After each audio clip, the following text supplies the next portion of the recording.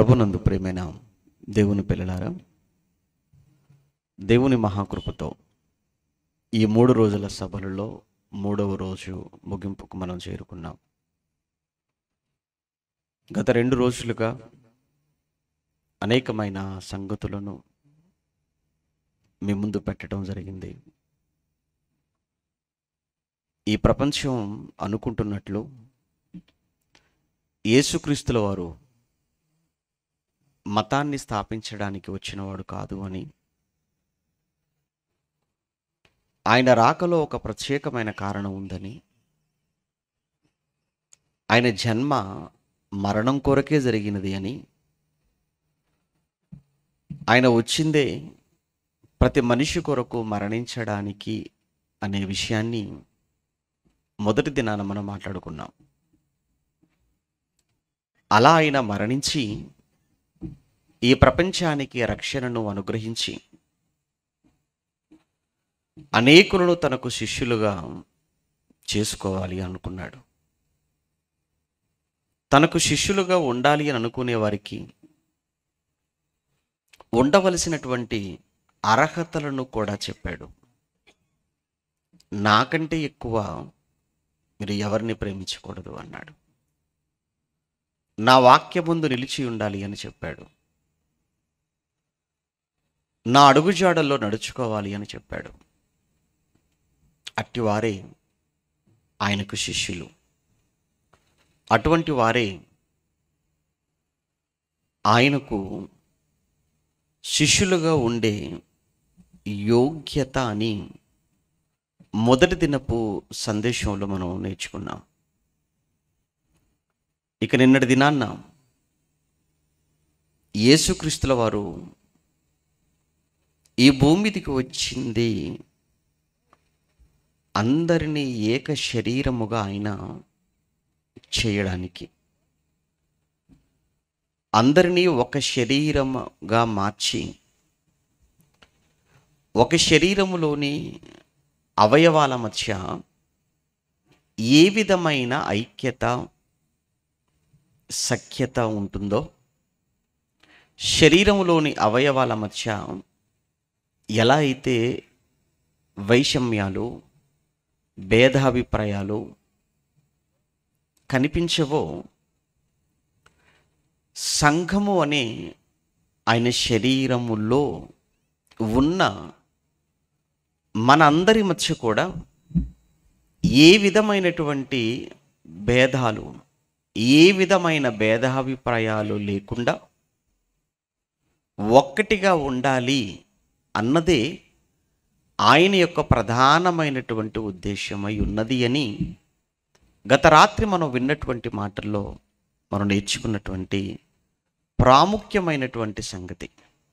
అందుకే భౌతికమైన తన శరీరాన్ని సిలువలో చంపుకొని ఆత్మ సంబంధమైన సంఘమనే ఈ శరీరాన్ని భూమి మీద చూడాలి అని ఆయన కలలు కన్నాడు, ఆశపడ్డాడు అన్నదే మనం విన్నది. ప్రియులారా, తనకు రక్త సంబంధులుగా చేసుకున్నాడు అని, అవయవాలుగా మార్చుకున్నాడు అని ఒక్కొక్కరిని, తన రక్త సంబంధికులు అనగా తన తోటి వారుగా తనతో సహవాసము చేసేటువంటి ఒక యోగ్యతను ప్రసాదించిన వాడుగా యేసు ప్రభుల వారు మనకు కనిపించారు. ఇక ఈరోజు కూడా మరికొన్ని విశేషమైనటువంటి సంగతులను మనం నేర్చుకోవాలి. ఎందుకంటే ప్రస్తుత ఈ సమాజం అనేకమైనటువంటి భేదాలతో ఉండటం, మనిషికి మనిషికి మధ్య ఎన్నో తారతమ్యాలను పెట్టుకొని మనిషి కలిసి ఉండలేని ఎన్నో అడ్డుగోడలను మనిషే కట్టుకొని ఒక్కొక్కరు దూరమైపోతున్నా లేదా మనిషికి దూరం చేస్తున్న ఒక దౌర్భాగ్యకరమైనటువంటి పరిస్థితిని ఈరోజు ప్రత్యక్షంగా మనం మన కళ్ళతో చూస్తున్నాం. అందులో ఒకటే కులం అనేది. కులతత్వము అంటున్నాం. కులతత్వం అనేటువంటి ఈ మాటలో ఉన్న అర్థాన్ని రాత్రి మీకు జ్ఞాపకం చేశాను. తన కులమే గొప్పది, మిగిలినటువంటి కులాలలో ఉన్న వారందరూ తక్కువ వారు అని, వారందరూ బానిసలు అని, మరికొందరు దృష్టిలో అసలు వారు మనుషులే కాదు అన్నట్లుగానే భావించటం అనేది ఎవరిలో అయితే ఉంటుందో వారిలో ఉన్నదే ఆ కులతత్వం, కుల పిచ్చి, కుల ఉన్మాదము కూడా. మత ఉన్మాదం గురించి మనం విన్నాం, కానీ కుల ఉన్మాదం అనేది కూడా ఒకటి ఉంది. అది ఎంత ప్రమాదకరమైందో మనకు తెలియంది కాదు. జరిగినటువంటి ఎన్నో సంఘటనలు సాక్ష్యాలుగా ఉన్నాయి. మత ఉన్మాదములో బాంబులతో, దాడులతో, మానవ బాంబులుగా ప్రపంచం మధ్య సృష్టించిన మారణహోమం మనకు తెలుసు. అలానే కులం పేరుతో లేదా కుల ఉన్మాదముతో సొంత వారు అని కూడా చూడకుండగా అతి దారుణంగా చంపినటువంటి సంఘటనలు మన సమాజంలో, మన ప్రాంతాలలో మనకు తెలియంది కాదు. కూతురుని కూడా చూడకుండా చంపినటువంటి తండ్రులు ఎంతమంది, కొడుకు అని కూడా చూడకుండా చంపినటువంటి తండ్రులు మరెంతమంది. ఎందుకు? తక్కువ కులం వాడిని ప్రేమించింది కూతురు అని. అది మా పరువు తీసింది అని. కూతురు లేకపోయినా పర్వాలేదు, కానీ ఈ కులం మాత్రం, లేదా ఈ కులములో పుట్టినవాడు ఇంటికి రావడానికి అల్లుడుగా మేము ఇష్టపడము అని అల్లుడిని చంపలేక కూతుర్ను చంపుకున్నటువంటి తల్లిదండ్రులు కొందరైతే, మరికొన్ని సందర్భాలలో తక్కువ కులపు అమ్మాయిని ప్రేమించింది, తక్కువ కులపు అమ్మాయిని ఇంటికి కోడలుగా తీసుకురావటం ఇష్టం లేని తల్లిదండ్రులు కొడుకును చంపుకున్నటువంటి సందర్భాలు కూడా సమాజంలో లేకపోలేదు. అంటే ఇక్కడ ఈ రెండు సందర్భాలలో మనకి ఏమర్థం అవుతుంది అన్నప్పుడు, కన్న కూతురు కంటే, కన్న కొడుకు కంటే వారు విలువిచ్చింది దేనికంటే కులానికి. వారికి కులం ముఖ్యమైపోయింది. ఒకానొక సమయంలో రెండు తెలుగు రాష్ట్రాలను కదిలించిన, సంచలనాన్ని రేకెత్తించిన ఆ ప్రణయ్ హత్య ఉదంతం మీకు తెలియంది కాదు. నల్గొండ జిల్లా మిర్యాలగూడ పట్టణంలో సొంత తండ్రి నా కూతురు చచ్చినంత వరకు విధవగా ఉన్నా పర్వాలేదు, కానీ వాడికి భార్యగా మాత్రం ఉండకూడదు అని తండ్రి లక్షల రూపాయలు ఖర్చు పెట్టి రౌడీలను పంపించి తన కూతురు ముందే ఆ కూతురు భర్తను ఎలా చంపించేశాడో మనం చూసాం. ఆ తర్వాత కాలంలో ఏ తండ్రి అయితే చంపించేశాడో, ఏ తండ్రి అయితే కూతురును విధవగా మార్చేశాడో, మరికొన్ని రోజుల తర్వాత అదే తండ్రి ఒక లాడ్జిలో ఉరిపోసుకొని చచ్చిపోయాడు. ఇటు కూతురు భర్తను చంపించేశాడు తక్కువ కులమని. అలానే ఇతను ఏమైనా బ్రతికి సాధించింది ఏమైనా ఉందా అంటే ఏమీ లేదు. ఇతను ఒకానొక రోజు తన్ను తాను ఉరిపోసుకొని చంపుకొని ఇతను కూడా వెళ్ళిపోయాడు. ఆఖరికి ఇప్పుడు ఆ కూతురు పుట్టినటువంటి బిడ్డతో ఒంటరిగా ఉంటున్నటువంటి పరిస్థితిని ఈరోజు మనం చూస్తున్నాం. కారణం ఏంటంటే కులం. పరువు హత్యలు. ఇక ఉత్తర భారతదేశం వైపుగా మనం వెళ్ళి ఆలోచించినప్పుడు ఈ రోజుల్లో కూడా తక్కువ కులంలో ఉన్న వారిని ఎంతగా వారిని అణిచివేస్తున్నారో, ఎంతగా వారి మీద దాడులు చేస్తున్నారో, వారిని బానిసలుగా మార్చుకుంటున్నారో మనం సోషల్ మీడియాలో మనం చూడొచ్చండి ఎక్కువగా. ఎందుకంటే ఇవన్నీ మెయిన్ మీడియాలో కూడా చూపించడానికి ఇష్టపడరు. ఎందుకంటే ఇక్కడ కూడా మరల కులతత్వమే. ఎందుకంటే ప్రధానమైనటువంటి ఆ మీడియాలకున్న మేనేజింగ్ డైరెక్టర్లు కావచ్చు, ఎక్కువగా అందులో ఉన్నటువంటి వాళ్ళు కానీ, వీళ్ళు కూడా ఏంటంటే వాళ్ళకు ఉంటుంది, లేదని మనం చెప్పడానికి లేదు. కానీ మంచి మంచి స్లోగన్స్ మాత్రం చూపిస్తుంటారు ప్రజలను మాయ చేయటానికి. కులం గోడలను మనం కూల్చేద్దాం అని, కులం లేని సమాజాన్ని మనం స్థాపిద్దాం అని ఏవో మాటలు. అంటే వీళ్ళ కులరహిత సమాజం అంటే ఇవన్నీ కూడా వింటున్నప్పుడు, మనం చదువుతున్నప్పుడు, అంటే వీళ్ళకి ఎవరికి కూడా ఈ ఫీలింగ్ లేదు అని మనం అనుకోవడానికి, మనల్ని నమ్మించడానికి. ఒకవేళ అదే నిజమైతే నిత్యము కులం పేరుతో ఎంతమంది దూషించబడటం లేదు, కులం పేరుతో ఎన్ని దాడులు జరగటం లేదు, కులం పేరుతో ఎన్ని హత్యలు జరగటం లేదు. అవన్నీ కనబడవు, అవన్నీ రావన్నీ. ఏమంటే కేవలం కొన్ని ఛానల్స్లో, కొన్ని వార్తాపత్రికలలో మాత్రం చూస్తుంటాం. ఏమంటే బడికి వెళ్ళినటువంటి ఒక చిన్న వాడు, ఒక విద్యార్థి, వాడు గ్లాస్ పట్టుకొని కుండ దగ్గరకు వెళ్ళి అందులో ఉన్న నీళ్లు తాగాడు అని వాడిని భయంకరంగా విపరీతంగా కొట్టినటువంటి సందర్భం. ఎందుకు? వీడు గ్లాస్ ముట్టుకుంటాడా? వీడు ఆ కుండ దగ్గరకు వస్తాడా? ఎందుకు? వీడు ఒక దళితుడు. దళితుడు అనే మాటకు అర్థం ఏంటంటే అణిచివేయబడిన లేదా అణగారినటువంటి కులానికి చెందినవాడు అని అర్థం. వీడు ముట్టుకోవడమా అని. మరొక చోట గుజరాత్లోనూ ఎక్కడో వివాహమై గుర్రం మీద వచ్చాడు అని చెప్పి, వీడు మన ముందు గుర్రం ఎక్కి వస్తాడా?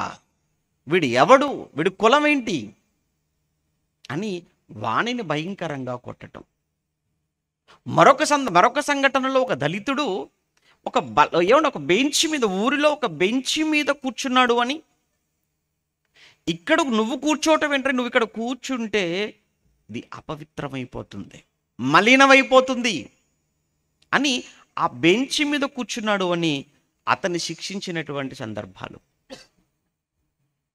ఇక మన రాష్ట్ర చరిత్రలోనికి మనం వెళ్ళినప్పుడు కారం చెడు సంఘటనలు మీకు తెలుసు అనుకుంటాను. ఏమండి, వయసులో పెద్దవాళ్ళకు తెలుసు. కారం చెడులో కావచ్చు, చుండూరు సంఘటనలు కావచ్చు. ఏంటి? ఊచకోత కూసేశారు. ఎవరు? అగ్రకులాలము అని చెప్పుకుంటున్న వారు, దళితులు అని పిలువబడుతున్న వారిని అతి దారుణంగా, అత్యంత కిరాతకంగా చంపేశారంటే, భయంకరంగా చంపించేశారు. మాటల్లో చెప్పలేమన్నమాట. ఇంకా అంత కిరాతకంగా. అవన్నీ ఎలా మాసిపోతాయి? అవి చెరిగిపోని మరకలవన్నీ కూడా చరిత్రలో. అలానే ఆ రోజు ఉంది, ఈ రోజు లేదు అని మనం అనుకోవడానికి లేదు కదా. ఈ రోజు కూడా మొన్న రీసెంట్గా ఒక న్యూస్, పిల్లలండి బడికి వెళ్ళే పిల్లలు కూడా ఆ రోజు బడిలో మధ్యాహ్నం వంట చేసేటువంటి వారు, ఆ రోజు మరి ఆ వంట చేసేటువంటి ఆయా, ఆ రోజు తను రాలేదేమో, మరొక ఎవరినో పిలిపించారు, వంట చేశారు. ఆ వంట చేసినటువంటి ఆవిడ దళితురాలు. ఈవిడ దళితురాలు అని, దళితురాలు చేసిన వంట మేమెందుకు తినాలి? ఏమండి, ఎంతండి బడికెళ్ళి ఆ పిల్లల వయసు ఎంత ఉంటుంది మీరు చెప్పండి? ఏంటి ఇంత చిన్న వయసులో కూడా కులపిచ్చా? ఏంటి ఇంత చిన్న బడికెళ్ళేటువంటి ఈ వయసులో ఉన్న పిల్లలకి క్యాస్ట్ ఫీలింగ్ ఏంటండి? వారిలో కులతత్వం ఏంటి అని ఆవిడ వండింది కనుక మేము తినము అని చెప్పి వెళ్ళిపోయారు. అంటే ఏంటి, శాస్త్ర సాంకేతిక రంగంలో ఎంతో అభివృద్ధి సాధించాము అని ఒకవైపు చెప్పుకుంటూ 75 సంవత్సరాలైంది భారతదేశానికి స్వతంత్రం వచ్చింది అని గొప్పలు చెప్పుకుంటూ, ఈ కాలంలో కూడా ఇంకనూ ఈ వివక్ష ఉందా? ఇప్పటికీ ఇంకా కుల వివక్ష ఉందా? ఉంది. కేవలం ఇక్కడే కాదు, ఇక్కడి నుంచి మన వాళ్ళు ప్రపంచంలో ఎక్కడికి వెళ్ళినా దీన్ని మోసుకొని వెళ్ళిపోతున్నారు. రీసెంట్గా అమెరికాలో జరిగిన సంఘటన మీకు తెలుసు అనుకుంటున్నాను, సియాటిల్లో. ఏంటి, అక్కడ కూడా ఒక రాష్ట్రంలో ఒక ప్రాంతంలో, అది కూడా ఐటీ రంగం ఉన్నటువంటి ప్రాంతం అది.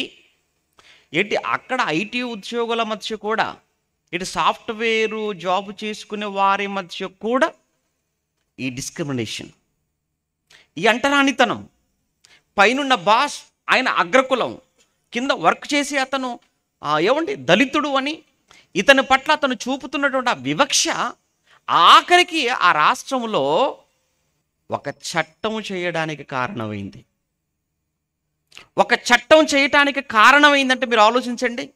ఇది చిన్న విషయం కాదండి. అది విషయం ఏంటంటే, ఎక్కడ పుట్టిందో ఈ దేశంలో లేదేమో కానీ అసలు ఎక్కడో వేరే ఖండం, ఆ ఖండంలో ఒక అమెరికా దేశంలో ఒక రాష్ట్రంలో ఈ చట్టం చేయడాన్ని బట్టి చూస్తుంటే, ఇక ఎవరైనా కానీ అంటరాని వారుగా చూస్తే, ఇదిగో ఈ సెక్షన్ ప్రకారంగా మీరు నేరస్తులు అవుతారు అని వెంటనే చట్టం చేసేసారట అక్కడ.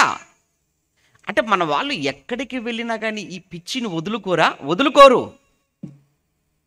ప్రపంచంలో ఏ మూలకు వెళ్ళినా, ప్రపంచంలో ఎక్కడికి వెళ్ళినా ఇంకా ఈ కుల పిచ్చిని, కుల తత్వాన్ని, కుల ఉన్మాదాన్ని ఇది చూపిస్తూనే ఉంటారు. అక్కడ కూడా కుల సంఘాలు అటండి, మీకు తెలుసో లేదో, అక్కడ కూడా కుల సంఘాలు. అంటే ఏ కులం వారో ఆ కులం వారితోనే ఉంటారు. మరలా ఇండియన్స్ కదా, తర్వాత ముందు మేము మా కులం.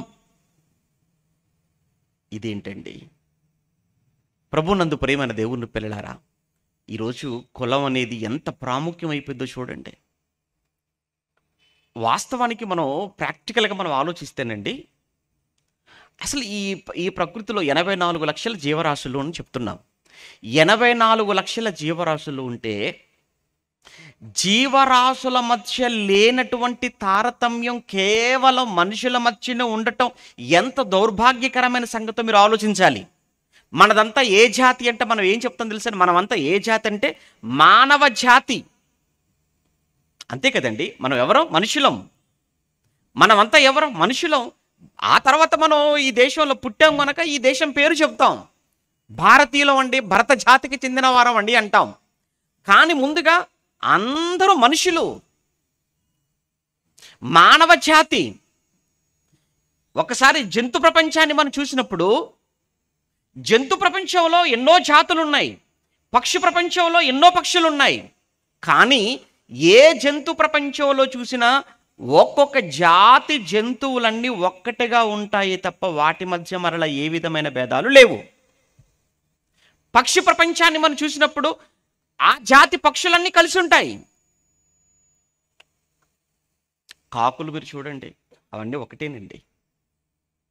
కాకుల మధ్య మరలా వాటి మధ్య భేదాలు ఏమైనా ఉన్నట్టు మీకు అని తెలుసా? లేదు. ఏమండి, కోతులు మీరు చూడండి, అవన్నీ ఎక్కడికి వెళ్ళినా గుంపులుగా వెళ్ళిపోతుంటాయి, కలిసే ఉంటుంటాయి.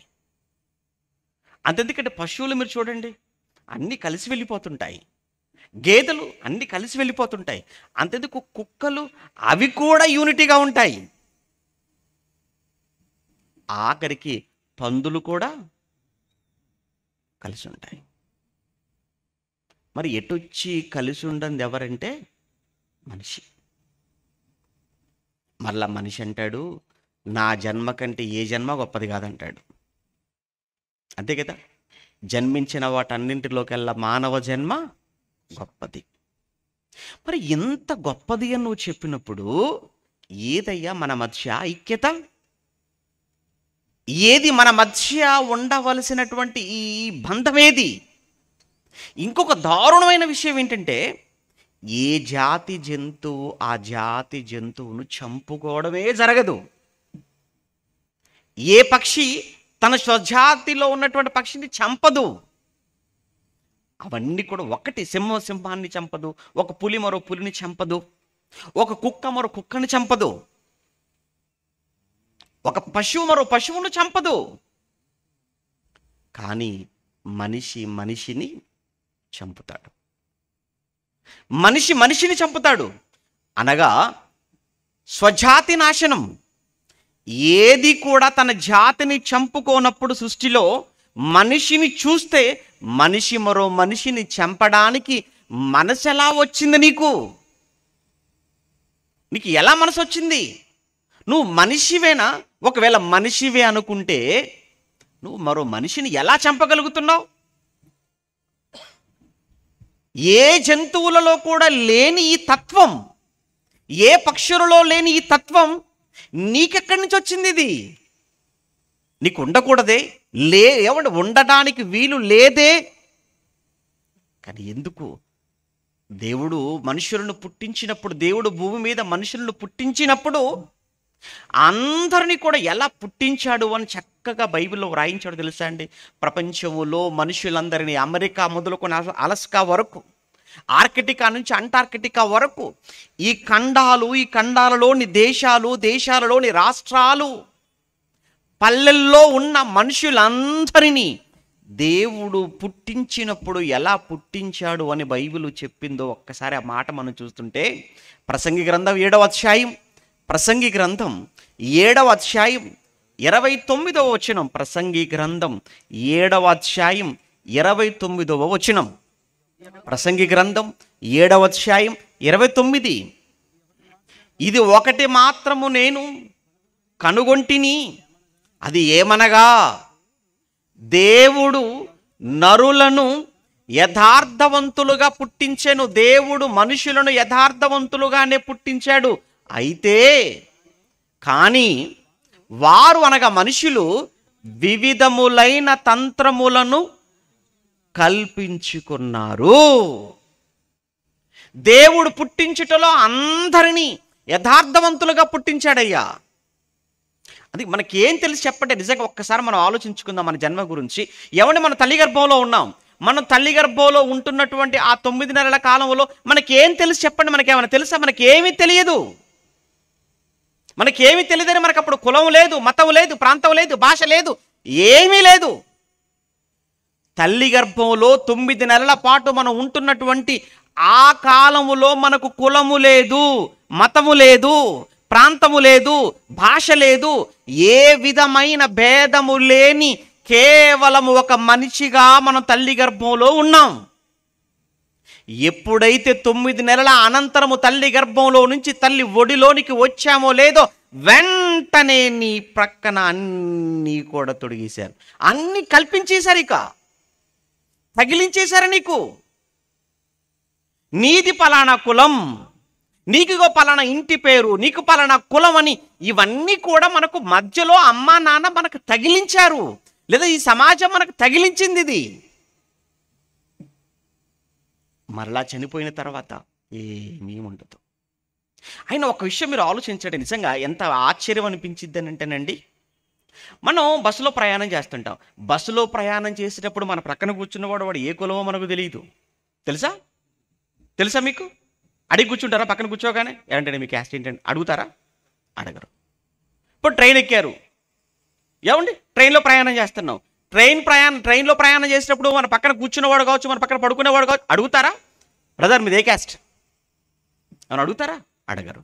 ఏంటి బస్సు ప్రయాణంలో క్యాస్ట్ పట్టింపు లేదు, ట్రైన్లో ప్రయాణం చేసేటప్పుడు లేదు.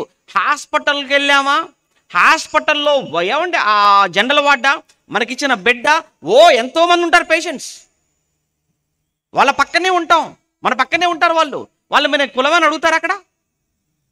అంటే హాస్పిటల్లో ఉంటుండగా కులం లేదు, ఏమండి బస్సు ప్రయాణంలో కులం లేదు, ట్రైన్లో ప్రయాణం చేసినప్పుడు కులం లేదు. అంటే ఎక్కడ కులం లేదు, మనుషులం అంతే మనం. అటువంటప్పుడు మరి ఎందుకయ్యా నిజంగా దేవుడు మనిషిని సృష్టించాడు, దేవుడు మనిషిని సృష్టించాడు. మనిషి చేసింది ఏంటంటే మనిషి ఏమో కులాన్ని సృష్టించేశాడు అంటారు పెద్దలు. నిజమే, అది దేవుడు మనిషిని సృష్టించాడు. మనిషి ఏం చేశాడు అనంటే మనిషి కులాన్ని సృష్టించాడు. వాస్తవానికి నీకు పుట్టుకలో కులం లేదు, నీకు పుట్టుకతో కులం రాలేదు. మరి కులం అనేది నీ బుర్రలో పుట్టింది తప్ప నీలో నీ పుట్టుకతో వచ్చింది కాదది. కులం ఇక్కడుంది, నీ మెదడులో నీ మనసులో ఉంది. నీ మనసుకి ఎక్కించేశారు, నువ్వు పుట్టగానే ఎవరా నీది పలానా అంటే ఇది ఇక్కడ ఉంది తప్ప నీ ఒంట్లో ఎక్కడా లేదది. దేవుడు ప్రతి మనిషిని కూడా యథార్థవంతుడుగా పుట్టించాడు. ఆ మాట చూడ, యథార్థవంతులుగా పుట్టించాను. కానీ వారు వివిధములైన తంత్రములను కల్పించుకొని ఉన్నారు. మనుషులు కల్పించుకున్న తంత్రాలు, మనుషులు కల్పించుకున్న మాయోపాయములు ఇవన్నీ. అందులో ఒకటి ప్రధానమైనది ఈ కులం, ఈ జాతి కులం అనుకుంటూ, వర్గం అనుకుంటూ ఈరోజు మనుషులు ఎంతమంది హతమైపోయారు, ఎంతమంది చంపబడ్డారు, ఎంతమంది అనేకమైన హింసలకు లోనయ్యారో చరిత్ర రాత్రి మనం విన్నాం కదా. ఎంత భయంకరమైన చరిత్ర అండి భారతదేశంలో. ఒకప్పుడు రంగును బట్టి, కులాన్ని బట్టి మనుషులను అంటరాని వారుగా చూసి వారిని కాళ్ళ దగ్గర పెట్టుకోవాలి అని, వారిని బానిసలుగా చేసుకోవాలని, వారి తల మీద కూర్చొని ఏలాలి అని, ఎవడిలో ఒకప్పుడు కొన్ని వందల వేల సంవత్సరాల క్రితం ఒకడిలో పుట్టినటువంటి ఒక దరిద్రమైన దౌర్భాగ్యకరమైన ఆలోచనే ఒక శాస్త్రానికి కారణమైపోయి ఆ శాస్త్రమే భారతదేశాన్ని శాసించేంత వరకు వెళ్ళిపోతే మహనీయుడు బాబాసాహెబ్ డాక్టర్ బిఆర్ అంబేద్కర్ గారు వారు ఆ శాస్త్రం ఏదైతే ఉందో ఆ శాస్త్రాన్ని ఢిల్లీ నడిబొడ్డున ప్రజలందరూ చూస్తుండగా దానిని తీసుకొని వచ్చి తగలబెట్టేశాడు ఆయన. ఎందుకు? మనుషుల మధ్య ఈ అంటరానితనానికి ఇదే కారణం. అందుకే ఆయన్ని అభినవ మనువు అని కూడా పిలుస్తుంటారు. ఆయన్ని మనువు అనేవాడు రాశాడు, మను ధర్మశాస్త్రము అన్నారు. ఇదే ఈరోజు ఈ సమాజంలో హెచ్చుతగ్గులకు కారణం, ఇదే ఈ మనుషుల మధ్య వైషమ్యాలకు కారణం, మేము అణచివేయబట్టడానికి ఇదే కారణం. కనుక మనుషులను మనిషిగా చూడనప్పుడు, మనుషులను సమానంగా చూడని ఇది ఈ దేశానికి అవసరం లేదు ఇది అని ప్రజల సాక్షిగా, పార్లమెంట్ సాక్షిగా దాన్ని తగలబెట్టేశాడు. నిజమేనండి. అందుకే మరల ఎలానైనా నెమ్మదిగా చాప కింద నీరులాగా మరలా అప్పటి కాలపు పరిస్థితులను మరలా దానిని ఎలానైనా ఈ దేశములో ఇంప్లిమెంట్ చెయ్యాలి అన్న ఆలోచనతో కుట్రపూరితమైనటువంటి చట్టాలను చేయటానికి మరలా సిద్ధంగా ఉంటున్నారు, మరలా సిద్ధపడుతున్నారు. రాజ్యాంగ సవరణలు అంటున్నారు, అవసరమైతే రాజ్యాంగాన్ని మార్చేస్తామని కూడా మాట్లాడుతున్న పబ్లిక్ స్టేట్మెంట్స్ ఇచ్చారండి. నేనేదో ఎవరి మీద అక్కస్తో ద్వేషంతో నేను మాట్లాడటం లేదు, మీ అందరికీ తెలిసిన పచ్చి నిజం. ఏమంటే పబ్లిక్గా పాత్రికేయుల సమక్షంలో, మీడియా సమక్షంలో రాజ్యాంగం సిద్ధం కాబోతుంది. ఎందుకంటే ఒక దళితుడు రాసిన రాజ్యాంగాన్ని మేము ఎందుకు ఫాలో అవ్వాలి? అది వాళ్ళ ఇంటెన్షన్ అది. అందుకేనండి చేస్తామని వాళ్ళు ఓపెన్గా చెబుతున్నారు. ఏమంటే ఒక పేపర్ కటింగ్ ఉందంటే మీకు చూపించడం మర్చిపోయాను నేను. ఏమంటే ఒక బీజేపీకి చెందినటువంటి ఒక ఆవిడ, ఒక లేడీ అండి, ఒక లేడీ ఎంత బోల్డ్గా స్టేట్మెంట్ ఇచ్చిందో తెలుసా? ఒకప్పుడు చెప్పులు కుట్టేవారు, ఒకప్పుడు మన చెప్పులు కుట్టేవారు, మన చెప్పులు మోసేవారు. ఈరోజు వారు అధికారంలోనికి రావడం ఏమిటి, వారు మనల్ని ఏలడం ఏమిటి, నో ఇది జరగొద్దు అని ఓపెన్గా మాట్లాడింది. పేపర్ స్టేట్మెంట్ ఉంది. ప్రభునందు ప్రియమైన దేవుని పిల్లలారా, మనం మొట్టమొదటగా మనం మనుషులం అనే సంగతిని మర్చిపోతున్నారు. ఎందుకు ఇలా మాట్లాడుతున్నారంటారా? ఉన్మాదం. ఏ ఉన్మాదం అంటారా? కుల ఉన్మాదం. ఇది ఏ తత్వం అంటారా? కులతత్వం. ఎందుకమ్మా ఈ గర్వపు మాటలు, ఎందుకమ్మా ఈ అహంకారంతో కూడినటువంటి ఈ మాటలు? అందుకే ఎప్పుడో వచ్చాడు మహానుభావుడు 2000 సంవత్సరాల క్రితం యేసుక్రీస్తుల వారు. ఆయన ఈ భూమి మీదకి వచ్చే సమయానికి కూడా ఆ కాలంలో ఆ ప్రాంతంలో కూడా ఇదే విధమైనటువంటి వివక్షను చూశాడు మహానుభావుడు. ఈ విధమైన వివక్షనే చూశాడు. ఒకవైపు యూదులు, మరోవైపు సమరయులు. ఈ యూదులైన వారు వాళ్ళేదో గొప్ప వాళ్ళు అన్నట్టుగా వాళ్ళే ఈరోజు మీ తనలో నుంచి వచ్చామని చెప్పుకుంటున్న వారి లాగానే వారు కూడా మేమే దేవుని కలిగిన వారం, మేమే ధర్మశాస్త్రాన్ని కలిగిన వారం, మేమే వాగ్దానాలు కలిగిన వారం, మేమే సమస్తము ఎరిగిన వారం. ఆ సమరయులతో మాకు పని ఏంటి, ఆ సమరయులతో మాకు సాంగత్యం ఏంటి అని సమరయులు అన్న మాట వారి చెవిన పడిన వెంటనే అసహ్యముతో, హేయ భావనతో వారిని ప్రక్కన పెట్టే తత్వం ఆ రోజు యూదులలో మనం చూస్తుంటాం. మరి యేసుప్రభు వచ్చాడు కదా, వచ్చిన ఆయన ఏం చేశాడు? ఆయన ఈ కులతత్వాన్ని చంపాడు. ఈ కుల పిచ్చిని చంపడానికే వచ్చాడు ఆయన. ఈ కులతత్వాన్ని సమాజంలో లేకుండా చేయడానికే వచ్చాడు.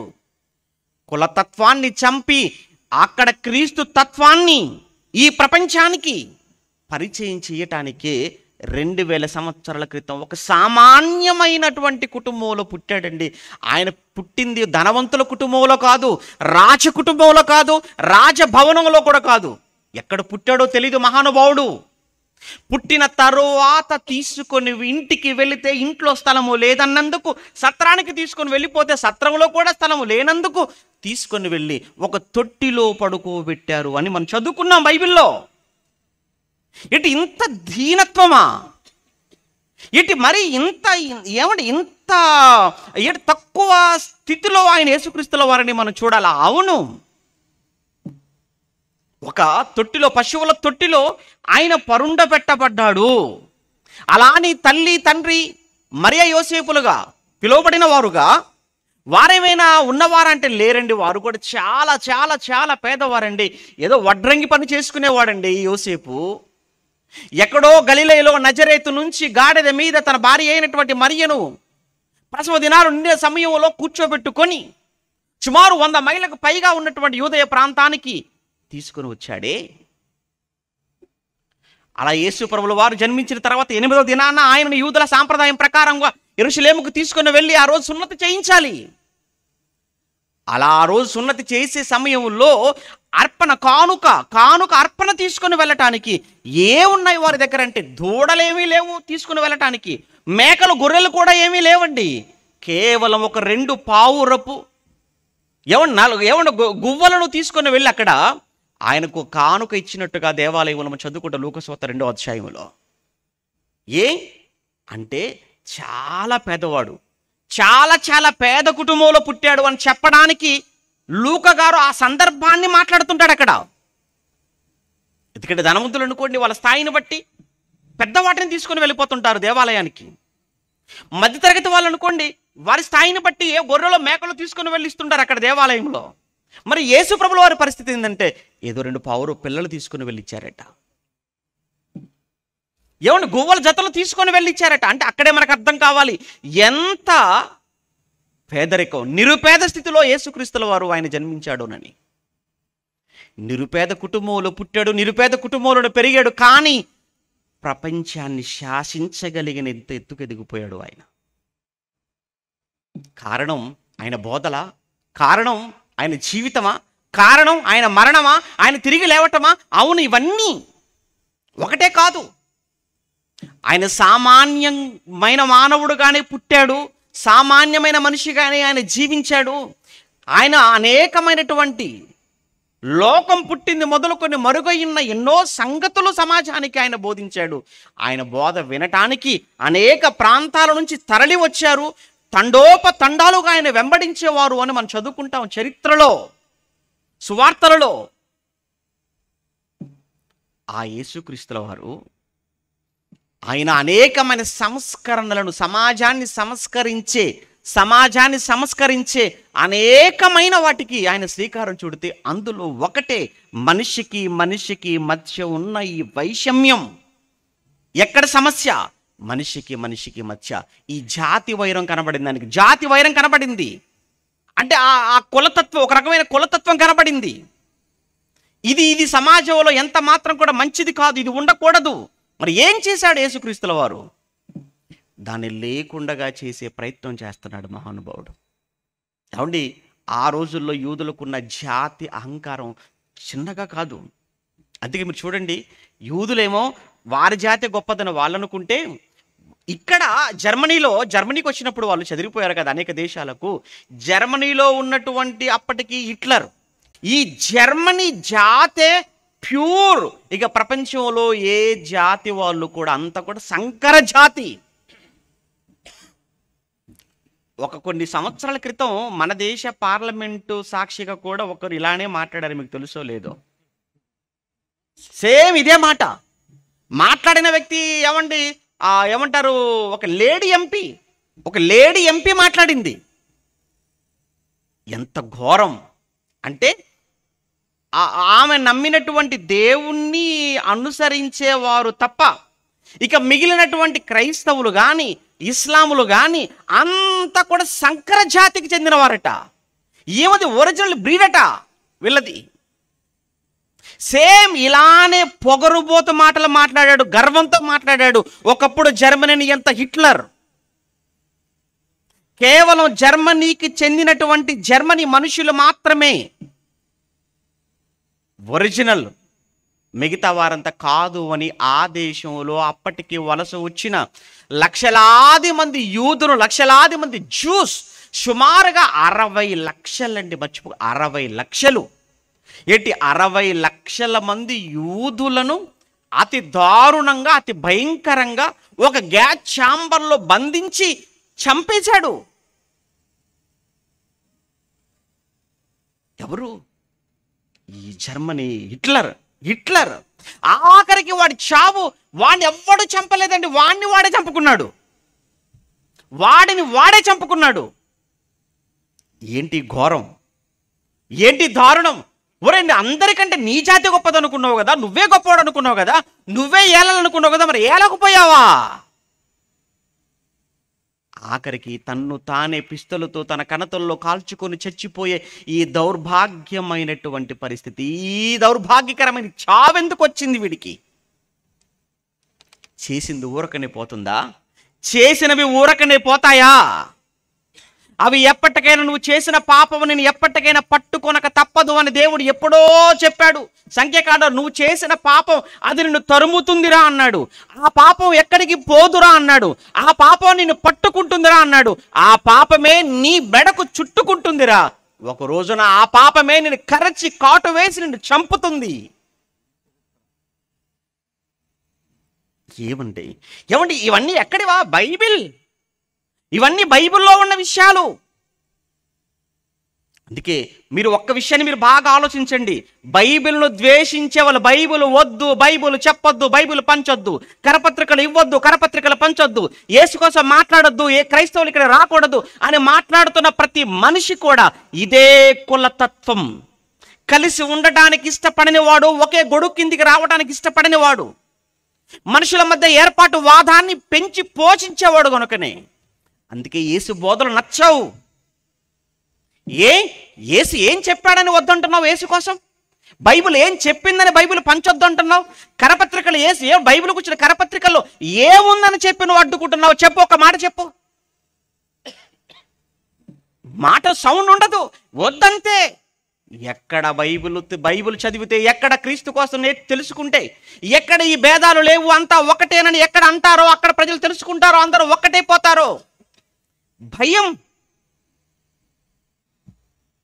అంటే ఎందుకంటే ఇవన్నీ ఎక్కడ కుప్పకూలిపోతాయి, ఇవన్నీ పేక మెడలా ఎక్కడ పడిపోతాయో.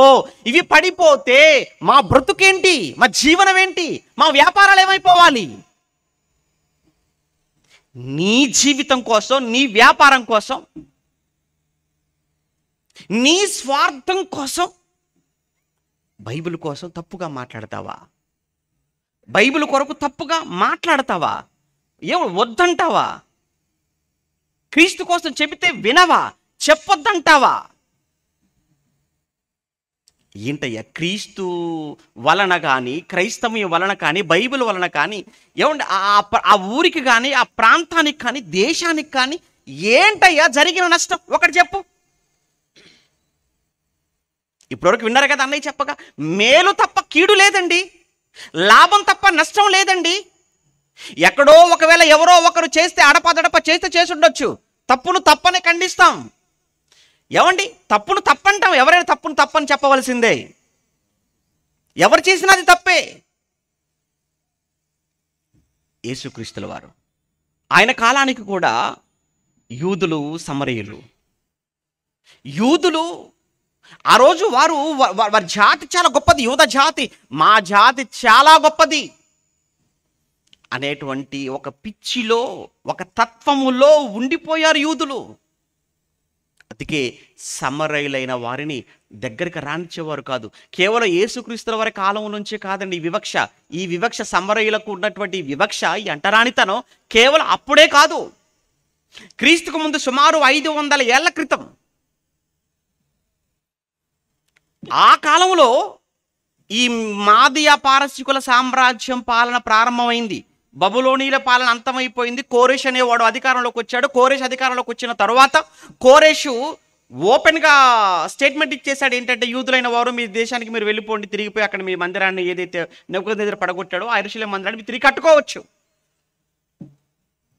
అనగానే బయలుదేరిపోయారు. అలా బయలుదేరి వచ్చినటువంటి వారందరూ కూడా ఆ యెరూషలేములో పడగొట్టబడినటువంటి ఆ యెరూషలేము మందిరానికి పునాదులు వేస్తుంటారు.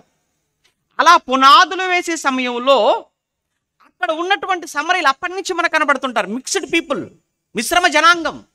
వారు వచ్చి వీరికి సహాయం చేయటానికి, మందిర నిర్మాణములో సహాయం చేయటానికి రాయి పట్టుకున్న సమయంలో యూదులు ఏమన్నారు తెలుసా? నో, మీరు ముట్టుకోవడానికి వీల్లేదు, మీరు ఈ మందిరానికి సంబంధించిన ఏ రాయి మీరు ముట్టుకోకూడదు, ఈ నిర్మాణంలో మీరు ఎవరు కూడా పాలు పంచుకోకూడదు. ఎవరి మాటలు వింటున్నప్పుడు ఒక రకంగా చెప్పాలంటే ఈరోజు ఉన్నటువంటి కొందరితో పోల్చుకుంటే వాళ్ళు బెటరే అనిపిస్తుంటుందండి. ఎందుకంటే ఈరోజు ఏ దేవాలయం నిర్మించాలి అన్నా, ఏమండి ఏ రాయి కొట్టాలన్నా ఆ రాయిని చక్కగా తీసుకొచ్చి ఏమంటే ఆ మందిరంలో దాన్ని చక్కగా కూర్చోబెట్టాలన్నా, మందిరాన్ని అంతటిని పూర్తి చేయాలన్నా ఎవరు చేయాలి? పూజ చేసేవాళ్ళు కాదు. ఏమంటే మందిర నిర్మాణానికి అందరూ పనిచేస్తారు, కానీ మందిరములో అడుగు పెట్టే అర్హత మాత్రం అందరికీ లేదు. నిర్మాణానికి అందరూ కావాలి, కానీ లోపల అడుగు పెట్టడానికి మాత్రం నో, దళితులకు నో ఎంట్రీ. అదేంటయ్యా, నేనే కదా రాయి చెక్కాను, నేనే కదా కట్టాను, నేనే కదా పైకి గోపురం నిలబెట్టాను, అయితే కావచ్చు, కానీ నీకు మాత్రం లోపలికి ప్రవేశం లేదు అని రీసెంట్గా కర్ణాటకలో ఒక బాలుడు, ఒక పిల్లవాడు, వాడికి తెలుసో తెలియకో మందిర ఆవరణములోనికి వాడు వచ్చాడు అని, వాడు మందిర ఆవరణములోనికి వచ్చి వాడి కాళ్ళతో ఆ మందిర ఆవరణాన్ని తొక్కాడు అని, మందిరం అంతా కూడా అపవిత్రం అయిపోయింది అని వాని కన్న తల్లిని తండ్రిని పిలిచి వారిని కొట్టి శిక్షించి వారికి చాలా ఫైన్ వేశారు అని ఒక వార్త. ఏమండి, మనిషి వస్తే దేవుడు మలినమైపోవటం ఏంటండి? మనిషి వస్తే దేవుడు అపవిత్రమైపోవటం ఏంటండి? ఒక్కసారి మీరు ఆలోచించండి.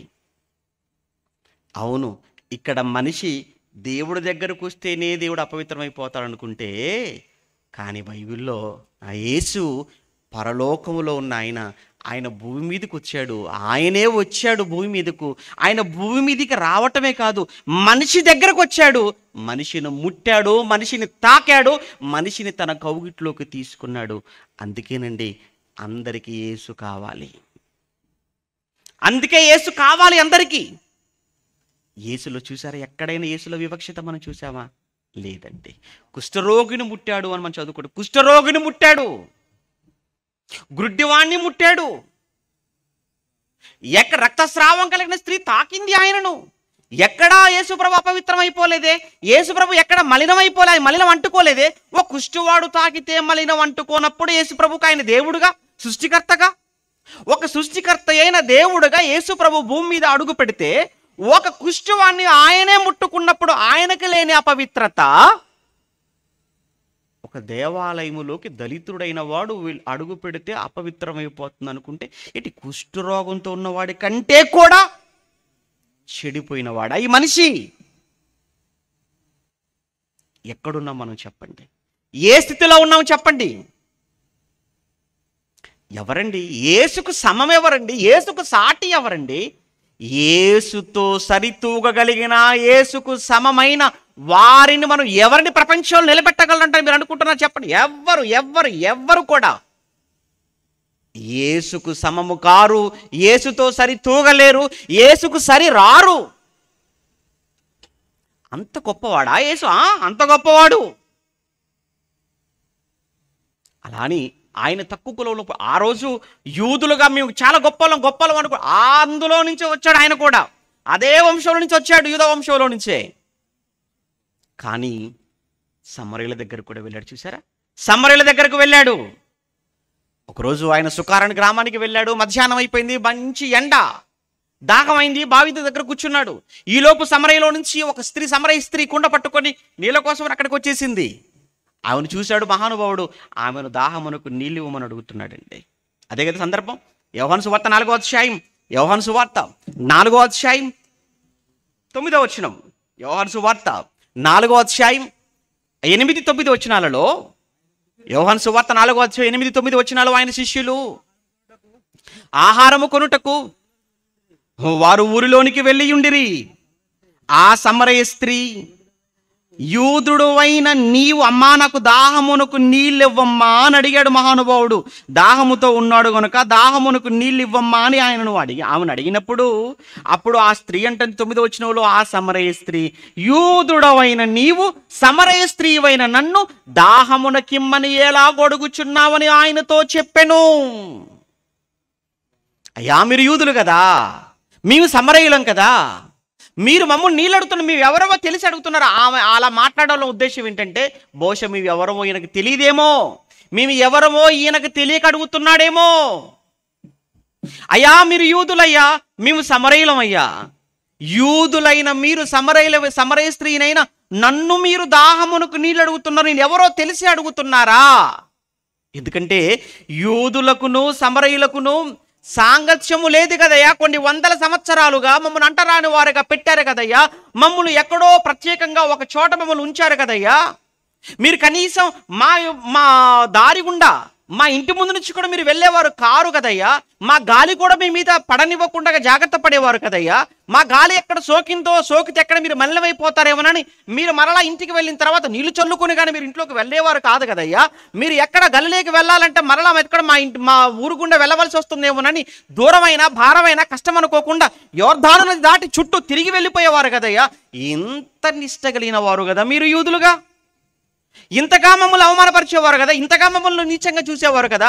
మీకు మాతో సాంగత్యం లేదు కదా. అవును నిజమే, ఆమె చెప్పింది 100% రైట్. అది అప్పుడు ప్రభు అన్నాడు, నువ్వు నీళ్ళు ఇస్తావా? నువ్వు ఇచ్చే నీళ్ళు తాగితే మళ్ళీ దాహం అవుతుందేమో, కానీ నేను ఇస్తాను నీళ్ళు. నేను ఇచ్చే నీళ్ళు తీసుకుంటే ఎప్పటికీ నీకు దాహం అవ్వదమ్మా. అయితే నాకు ఇచ్చేసేయ్యా. అయితే నువ్వే కాదు, నువ్వు వెళ్ళి పెనిమిటి తీసుకుని రా. అయ్యా నాకు పెనిమిటి లేడయ్యా. నువ్వు చెప్పింది నిజమే. ఇప్పుడున్నవాడు కూడా నీ పెనిమిటి కాడు. ఇప్పటికీ నువ్వు 5గురిని మార్చేశావు. ఈ విషయం చెప్పగానే ఆశ్చర్యపోయింది. అయ్యా నువ్వు సామాన్యమైన వాడు కాదయ్యా, నువ్వు ప్రవక్తవని నాకు అర్థమైపోయింది అని ఊరిలోనికి వెళ్ళింది. ఊరిలోనికి వెళ్ళి ఊరిలో ఉన్న వారందరికీ చెబుతుంది. ఊరిలో ఉన్న వారందరికీ, ఇదిగో నేను చేసినవన్నీ నాతో చెప్పిన మనుషుడిని మీరు కూడా వచ్చి చూడండి చూడండి చూడండి అని ఊరిలో ఉన్న వారందరినీ కూడా యేసు ప్రభుల వారి యొద్దకు తీసుకొని వచ్చింది. అంటే సమరయులందరూ వచ్చారా యేసు ప్రభు దగ్గరకు? సమరయులు అంటే అంటరాని వారు అనుకుంటే, అంటరాని వారందరూ కూడా ప్రభు దగ్గరకు వచ్చారా? వచ్చారు. ప్రభు మాటల కోసం వాళ్ళు ఎదురు చూస్తున్నారు. ప్రభు వారితో మాట్లాడుతున్నాడు. అవునులేండి, వారు ఊరికి వెళ్ళలేదు, వారు ఇంటికి వెళ్ళలేదు, ఇక్కడే కదా మాట్లాడేసి పంపించేశాడు అని అనుకుంటారు. లేదు, వాళ్ళు అక్కడికి వచ్చారు, మాట్లాడారు. ఆ తర్వాత ప్రభువే స్వయంగా మరలా సమరయకు వెళ్ళినట్లుగా మనం చదువుకుంటూ 4వ అధ్యాయంలో మరలా ఆయన సమరయకు వెళ్ళాడు. వెళ్ళి 2 రోజుల పాటు అక్కడే ఉన్నాడు. 2 రోజులు అక్కడే ఉన్నాడు. 2 రోజులు వారితో పాటు గడిపాడు, 2 రోజులు వారితో పాటు మాట్లాడాడు, 2 రోజులు సభలక్కడ. ఏమండి, అప్పుడప్పుడు మీరు వార్తలు మీరు చూస్తుంటారు కదండి, ఎవరో మంత్రి గారు వచ్చేసారు, ఆయన ఒక పెద్ద కులానికి చెందిన మంత్రి అనుకోండి, ఎక్కడో దళిత వాడికి వచ్చి ఎవరింటి దగ్గరనో టీ తాగితే చాలండి, అది పెద్ద న్యూస్, బ్రేక్, ఎక్స్క్లూజివ్. బా ఏంటి ఆయన ఏంటి ఇక్కడికి దళితవాడకు రావటం ఏంటి, చూసారా ఆ ఇంటికి వెళ్ళిపోవటం ఏంటి, టీ తాగడం ఏంటి, టీ తాగితే న్యూసే, నీళ్ళు తాగిన న్యూసే. అంటే అర్థం ఏంటి అంటే వీళ్ళు చాలా అణచివేయబడిన వారు, వీళ్ళు చాలా అంటరాని వారు, అణచివేయబడిన అంటరాని వారైన వీరి యొద్దకు మంత్రి గారు వచ్చారంటే మంత్రి గారు ఎంత గొప్పోడో అని ప్రచారం చేస్తున్నారన్నమాట, మీరు అని పబ్లిసిటీ ఇస్తున్నారన్నమాట. అక్కడ కూడా మన పరువు తీస్తున్నారన్నమాట వీళ్ళు. అది మనకు అర్థం కాక అమ్మో ఈ మంత్రి గారికి ఎంత ప్రేమో, ఉండమనండి చూద్దాం ఒకరోజు, ఉంటాడేమో.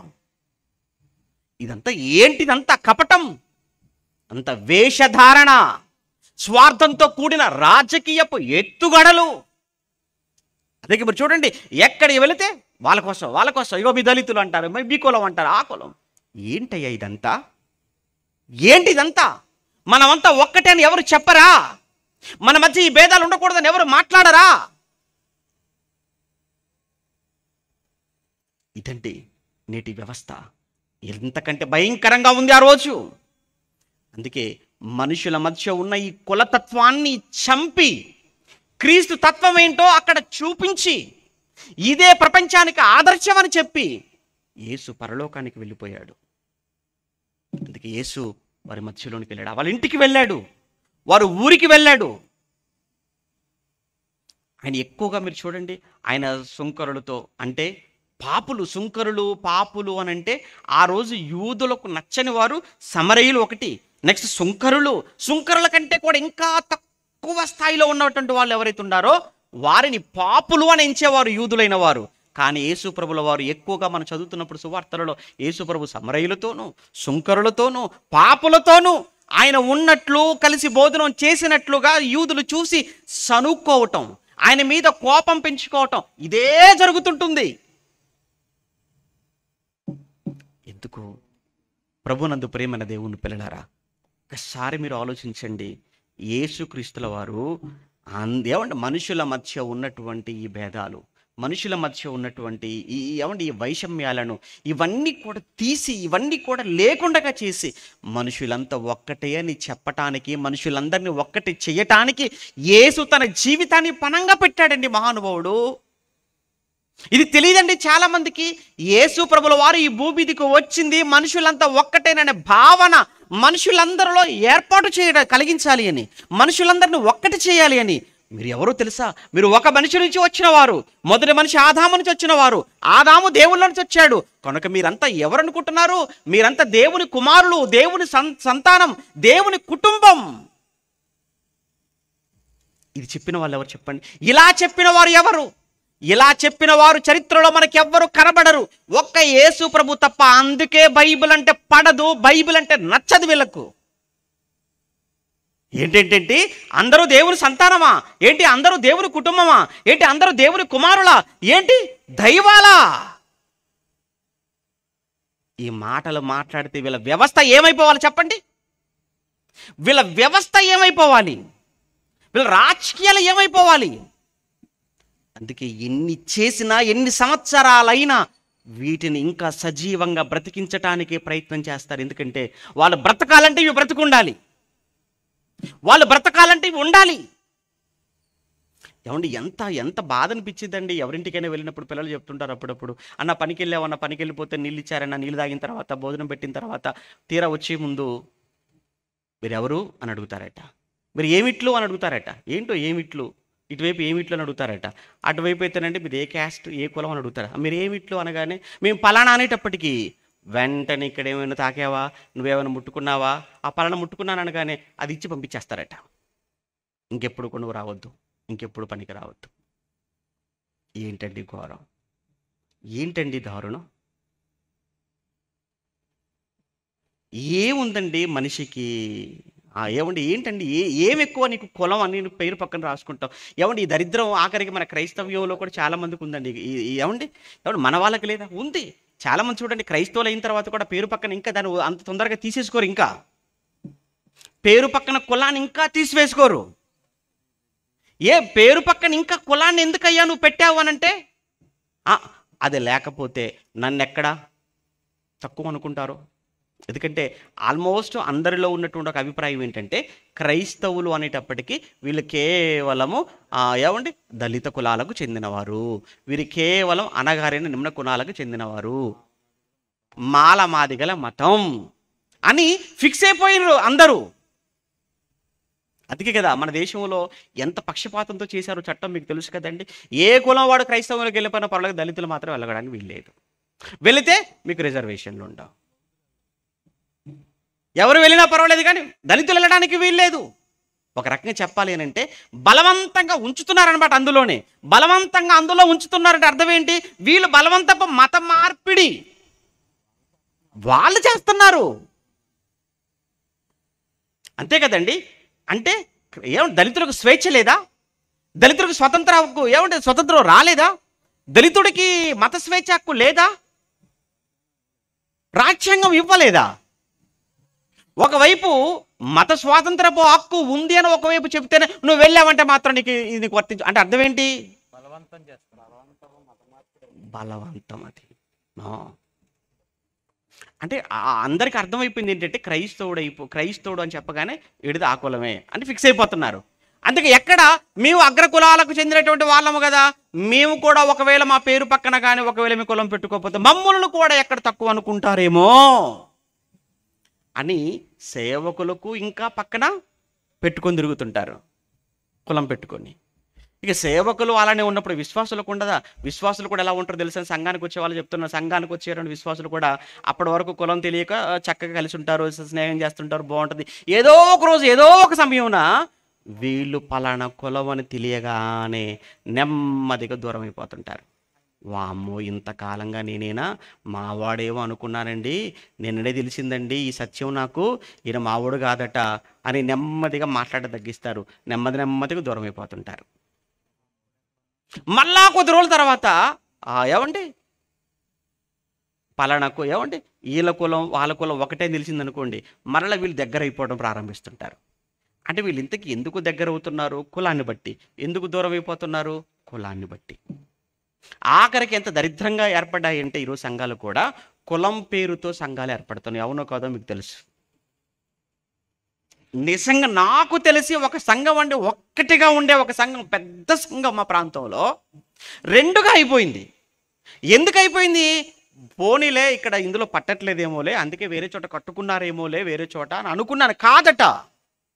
ఏమంటే ఇక్కడ ఒకే సంఘములో ఒకే చోట కూడుకొని ఆరాధన చేసే వీళ్ళ మధ్య కులాధిపత్యం అనేది ఒకటి వాళ్ళ మధ్య ప్రారంభమైందట. అప్పుడు వెంటనే ఒక్కటిగా ఉన్న సంఘం కాస్త రెండైపోయింది. వీళ్ళది 2 సంఘం అట, వాళ్ళది 3వ సంఘం అట. ఏమండి ఈ సంఘం 2, ఆ సంఘం 3. మరి ఇక క్రీస్తుని ఎందుకయ్యా పేరు పెడుతున్నావు? అదే పెట్టుకుంటే అయిపోయేది కదా. క్రీస్తు సంఘం అనకుండా ఇది మాల సంఘం అని పెడితే అయిపోయేది. ఎందుకయ్యా ఇలా మారిపోయారు? అసలు క్రైస్తవులంగా మనం ఎంత గొప్ప వాళ్ళం కదా, ఈ సమాజాన్ని శాసించవలసిన వారం కదా, సమాజంలోని కులం అనే కుళ్ళును కడిగివేయవలసిన వారం కదా. ఈ సమాజంలో కులం అనే కుళ్ళును కడిగివేసి కులతత్వాన్ని చంపివేసి క్రీస్తు తత్వాన్ని ప్రేమ తత్వాన్ని వాళ్ళ మధ్య చిగురింపచేసి ఈ సమాజాన్ని ప్రేమ సమాజముగా అందరిని ఒక కుటుంబంగా చేయవలసిన మనం కులం పేరుతో ముక్కలైపోదామా? కులం పేరుతో వేరైపోదామా? ఇక కులమే దరిద్రం అనుకుంటే ఆఖరికి కొంతమంది మరికొన్ని చోట్ల మీ ప్రాంతంలో విన్నాను, ఏంటి ఇంటి పేరుతో ఏకమైపోతుంటారట. మళ్ళీ కులం పేరుతో కొద్ది కాలం కలిసి ఉంటారట, కులం పేరుతో కొద్ది రోజులు కలిసి ఉన్న తర్వాత వీళ్ళ మధ్య మళ్ళీ గొడవలు అయిపోతాయి. గొడవలు అయిపోయిన తర్వాత నెక్స్ట్ ఏమంటారంటే ఇగో మా ఇంటి పేరు ఒకటే మీ ఇంటి పేరు ఒకటే కదా, ఇదిగో మన ఇంటి పేరు కలిగిన వాళ్ళంతా పక్కకి వెళ్ళిపోదాం. ఏంటి ఇంటి పేరుతో సంఘాలు, కులం పేరుతో సంఘాలు, ప్రాంతం పేరుతో సంఘాలు. విదేశాలకు వెళ్ళామనుకోండి, నేను విదేశాలకు వెళ్ళాను. నేను మొన్న ఒక సహోదరులు వచ్చారు మాట్లాడతారు విదేశాలలో, ఏమంటే ఆ ఖతర్ కానీ, బహ్రెయిన్ కానీ, తర్వాత కువైట్ కానీ, లేకపోతే దుబాయ్ కానీ, ఈ గల్ఫ్ దేశాలలో అక్కడ సంఘాలు ఎలా ఉంటాయో తెలుసాడు. అక్కడ సంఘాలు, అక్కడ ప్రాంతీయ సంఘాలు. అంటే అర్థం ఏంటి? ఇదిగో ఆంధ్ర నుంచి వచ్చిన వాళ్ళందరూ కూడా ఒక సంఘం, మళ్ళీ ఆంధ్ర నుంచి వచ్చినటువంటి సంఘంగా ముందు ఒకటి ఏర్పడిన తర్వాత మరలా అందులో ఇదిగో మన రాజోల నుంచి ఎంతమంది వచ్చారు పక్కకు వచ్చేసేయండి, మన అమలాపురం వాళ్ళు ఎంతమంది ఉన్నారు పక్కకు వచ్చేసేయండి, మన కాకినాడ వాళ్ళు ఎంతమంది ఉన్నారు పక్కకు వచ్చేసేయండి. అక్కడ నిజమండి, ఆ పిచ్చి ఉంది అక్కడ. ఎవరు ఉందని స్వయంగా వాళ్ళే చెప్తుంటే విని ఆశ్చర్యపోయాను. ఏంటి ఎంత ప్రాంతీయ పిచ్చా! ఏమండి ఇవన్నీ క్రీస్తు సంఘాలేనంటారా? ఇవన్నీ క్రీస్తు సంఘాలా? ప్రాంతీయ తత్వం పిచ్చి, కులతత్వం పిచ్చి. ఈ పిచ్చేదో క్రీస్తు మీద ఉంటే ఎంత బాగుండేదండి. ఈ పిచ్చేదో క్రీస్తు మీద ఉంటే ఎంత బాగుండేది. ఇవన్నీ ఉంటాయా మనకు క్రీస్తు మీద? ఈ పిచ్చిని మనం చూపించగలిగితే క్రీస్తు కోసం మనం అంతా ఒక్కటిగా ఉందాము, క్రీస్తు కోసం పౌరుషంగా బ్రతుకుదాం, క్రీస్తు కోసం రోషంగా బ్రతుకుదాం, క్రీస్తు కోసం దేనినైనా మనం వదులుకోవడానికైనా సిద్ధపడదాం అని క్రీస్తు కోసం ఇలా ఏకమైతే ఎంత గొప్పగా ఉంటుందండి ఆ సంఘం. ఇక్కడ యేసుక్రీస్తుల వారు మనం చూస్తున్నాం కదండి. ఏమంటే యూదులకు సమరయులకు లేదు ఐక్యత, లేదు వారి మధ్య సఖ్యత. అలానే ఏమంటే పేతురు గారు కొర్నేలు ఇంటికి వెళ్తాడండి. ఏమంటే పేతురు గారు కూడా మరి ఆయన కూడా యూదుడు కదా, ఆయన కూడా ఏమంటే పేతురు గారు కూడా యూదుడు కాబట్టి యూదుడైనటువంటి పేతురు గారు అన్యులతో కలవాలన్నా, అన్యుల వాళ్ళ ఇంటికి వెళ్ళాలన్నా, వారితో పాటు భోజనం చేయాలన్నా చాలా ఇబ్బందిగా ఫీల్ అయ్యేవాడు. కానీ యేసు ప్రభువుల వారు వెళుతూ ఒక మాట చెప్పాడు, మీరు సర్వలోకానికి వెళ్ళాలి. ఇప్పుడు కేవలం యూదులం కాబట్టి యూదుల మధ్యకే వెళ్తానంటే కుదరదు. సర్వలోకానికి వెళ్ళాలి అంటే ఇక నుంచి మీ జాతి పిచ్చి చంపండిరా అన్నాడు. అంతే. ఇక మీ మధ్య ఈ పిచ్చితనం ఉండకూడదు. మీరు ఇప్పుడు అందరి దగ్గరికి వెళ్ళిపోవాలి, అందరినీ కలవాలి, అందరినీ కలుపుకోవాలి, అందరూ ఒక్కటేననే భావన ప్రపంచ మనుషుల్లో మీరే కలిగించాలి అని ఆ రోజు ప్రభు చెప్పాడు. ప్రభు చెప్పింది ఇక్కడ 10వ అధ్యాయం, అపోస్తలుల కార్యం 10వ అధ్యాయంలో ప్రాక్టికల్గా అక్కడ జరిగించడం అనేది మనం చూస్తుంటాం పేతురు గారి ద్వారా. పేతురు గారు మధ్యాహ్నం పూట 12 గంటల సమయంలో ఆకలి, ఏమంటే ఆ మేడ మీదకి వెళ్ళాడట, ప్రార్థన చేసుకుంటున్నట్ట, బాగా ఆకలితో ఉన్నాడట. ఈ సమయంలో 4 చెంగులుతో పట్టినటువంటి ఒక చక్కటి పాత్ర కలిగినటువంటి ఆకారంలో అన్ని చతుష్పాద జంతువులు, పురుగులు, పక్షులు అన్నీ అందులో ఉన్నాయట. ఆ ఆకలితో ఉన్నాడు కాబట్టి దేవుడు దర్శనంలో చెప్తున్నాడు, పేతురు ఆకలిగా ఉంది ప్రభు, అన్ని చంపుకొని తినేసి అన్నాడు. అయ్యో ఏంటయ్యా, ఏంటి అపవిత్రం కదా, మీ జంతువులు తినకూడదు కదా, ఈ పక్షులు మీరు తినకూడదు కదా, ఈ పురుగులు తినకూడదు కదా, మీ యూదులం కదా, మాకంటూ కొన్ని రెస్ట్రిక్షన్స్ ఉన్నాయి కదా. అది ఒకప్పుడు ఓల్డ్ టెస్టిమెంట్ ఏమో, పాత నిబంధన, ఇప్పుడు కొత్త నిబంధనగా చెబుతున్నాను, ఇప్పుడు ఏది నిషిద్ధం కాదు. ఈ విషయం ఎందుకు నాకు దర్శనంలో చూపించాడు అని అంటే, నెక్స్ట్ అక్కడి నుంచి ఏమండి అక్కడ కొర్నేలు దగ్గర నుంచి 2 మనుషులు వచ్చి చెబుతున్నారు, పేతురు గారు మీరేనా? నేనే పేతురు గారిని, అర్జెంటుగా మిమ్మల్ని కొర్నేలు గారు రమ్మంటున్నారు. ఎవరు ఆయన? అన్యుడు. ఓహో, అన్యుడి దగ్గరకు వెళ్ళాలి, అన్యులు నిషేధించకూడదు, వారిని దూరం పెట్టకూడదు అని నాకు చెప్పడానికి నాకు చూపించిన దర్శనమా ఇది? దర్శన భావం అదే. అందుకే పేతురు గారు వెళతారు అక్కడికి. పేతురు గారు వెళ్ళిన తర్వాత ఆ పేతురు గారిని ఏమంటే ఆయన తాకపోతాడు, అన్యుడైనటువంటి కొర్నేలి ఆయన ముట్టుకోపోతాడు. ఒకసారి ఆ మాట మనం చూస్తుంటే అపోస్తల కార్యములు 10వ అధ్యాయం, అపోస్తల కార్యములు 10వ అధ్యాయం, అపోస్తల కార్యములు 10వ అధ్యాయం 24-25 వచనాన్ని మనం చూస్తున్నప్పుడు, పేతురు లోపలికి రాగా కొర్నేలి అతను ఎదుర్కొని అతని పాదముల మీద నమస్కారం చేశాను. అందుకు పేతురు, లేచి నిలువమయ్యా, నేను కూడా నరుడనే అని చెప్పి అతను లేవనెత్తి అతనితో మాట్లాడుచు లోపలికి వచ్చాను. అనేకులు కూడినప్పుడు అక్కడ చూసినప్పుడు అతడు అన్యజాతి వాణితో, చూసారా, అన్యజాతి వాణితో సహవాసము చేయుట అయినను అట్టి వాణిని ముట్టుకొనుట అయినను యూదునికి ధర్మము కాదు. అదేంటి అన్యజాతి వాణిని ముట్టుకోవటం, అన్యజాతి వాణితో సహవాసం చేయటం యూదునికి ధర్మం కాదు. ముట్టుకోకూడదట. ఏంటి ముట్టుకోకూడదు? అన్యుని ముట్టుకోకూడదు, అమ్మమ్మ తాకూడదండి. తాకితే ఏమవుతుంది? అమ్మో అపవిత్రం అయిపోతాం, మలినమైపోతాం మేము. యూదులు వాళ్ళకున్న ధర్మం అది, అంత చాలా నిష్టగా ఉండేవాళ్ళు, చూసారా. కానీ దేవుడు నీ దగ్గరికి పంపించాడు, ప్రభువు నీ యొద్దకు పంపించాడు, మీ ఇంటికి పంపించాడు. ఎందుకంటే ఇప్పుడు 28 వచనంలో, అయితే ఏ మనుష్యుడును నిషేధింపదగిన వాడని అయినను అపవిత్రుడని అయినను ఇప్పుడు చెప్పకూడదు అని దేవుడు నాకు చూపించాడు. ఏ మనుషుడు కూడా అంటరాని వాడు కాదు, ఏ మనుషుని కూడా ముట్టకూడదని, నిషేధింపకూడదు అని దేవుడు నాకు చూపించాడు. ఇతన్ని ముట్టడం తప్పు, ఇతన్ని తాకడం తప్పు, ఇతడు అపవిత్రుడు అని ఎంచటం, ఇతను అంటరాని వాడని మాట్లాడడం అన్యాయం అని దేవుడు నాకు చెప్పాడయ్యా. అంటే ఒక రకం చెప్పాలంటే నాకు తెలిసి ఆర్టికల్ 17 అనుకుంటాను. ఆర్టికల్ 17లో ఉన్నటువంటి విషయం ఏంటి తెలుసా అండి? అంటరానితనం నిషేధం, నేరమది. ఆర్టికల్ 17 మనకు నిన్న మనం చూస్తున్నాం. ఆర్టికల్ 17 ఎప్పుడో చెప్పింది బైబిల్. ఇక్కడ అపోస్తుల కార్యములు 10వ అధ్యాయంలో 28లో ఉన్నది అదేనండి, 17లో ఉన్నటువంటిది ఇక్కడ ఉంది. ఏ మనుషుడిని కూడా మీరు అంటరాని వాడుగా చూడకూడదు. అస్పృశ్యత అది అంటరానితనం, నేరం, డిస్క్రిమినేషన్ ఈజ్ ఏ క్రైమ్ అని రాజ్యాంగం వచ్చిన తర్వాత కదా మనకు తెలిసింది. కానీ బైబిల్ ఎప్పుడు మొదటి 100 ఏళ్లలోనే దేవుడు చెప్పాడే. ఏమండి, ఏది గొప్పదని మీరు అంటారు చెప్పండి? ఏమండి, ఎవరు గొప్పవారని మీరు అనుకుంటున్నారు? మీరు ఆలోచించండి. ఎందుకండి బైబిల్ ఖ్యాతి ఆకాశాన్ని అంటింది? ఎందుకండి ప్రపంచంలో అనేక మంది యేసుక్రీస్తుల వారికి ఆకర్షితులవుతున్నారు? ఎందుకండి అనేక మంది యేసును ఫాలో అవుతున్నారంటారా? ఇందుకోసమే. క్రైస్తవ్యులు అంటరానితనం, క్రైస్తవ్యంలో ఏమండి వివక్ష ఎంత మాత్రానికి చోటు లేదు. ఒకవేళ ఉంది అని ఒకవేళ అనుకుంటే అసలు వాళ్ళు క్రైస్తవులే కారు, క్రైస్తవులు కారు. మీరు ఎవరినైనా కులాన్ని బట్టి, ఎవరినైనా ఇంటి పేరును బట్టో, కులాన్ని బట్టి, ప్రాంతాన్ని బట్టి, భాషని బట్టి, ఆఖరికి మనిషి రూపాన్ని బట్టైనా మనిషిని మీరు ప్రక్కన పెడుతున్నారు అనంటే, మనిషిని మీరు అసహించుకుంటున్నారు అంటే, మనిషిని నీచుడుగా మీరు చూస్తున్నారు అంటే, మరలా చెప్తున్నాను, మీరు క్రైస్తవులు కారు అని బైబిల్ చెప్పింది. వీటన్నిటికీ అతీతంగా మనిషిని మనిషిగా చూడు, మనిషిలో దేవుణ్ణి చూడు. అందుకే బైబిల్ ఏమన్నదో తెలుసా? నీ కళ్ళ ముందు కనబడుతున్న నీ సహోదరుని ప్రేమించడం చేత కానీ నువ్వు, ఎంత కఠినంగా మాట్లాడాడండి ఆయన. కళ్ళ ముందు కనబడుతున్న నీ సహోదరుని ప్రేమించని వాడు దేవుణ్ణి ఎలాగూ ప్రేమించును?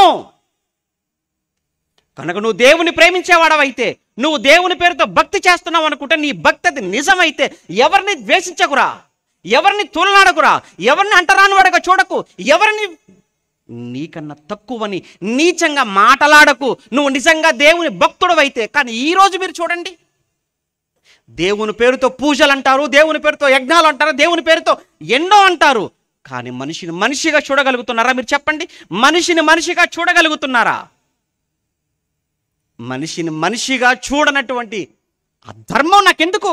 నాకు అందుకే బైబిల్ కావాలి, అందుకే ఈ బైబిల్ కావాలి.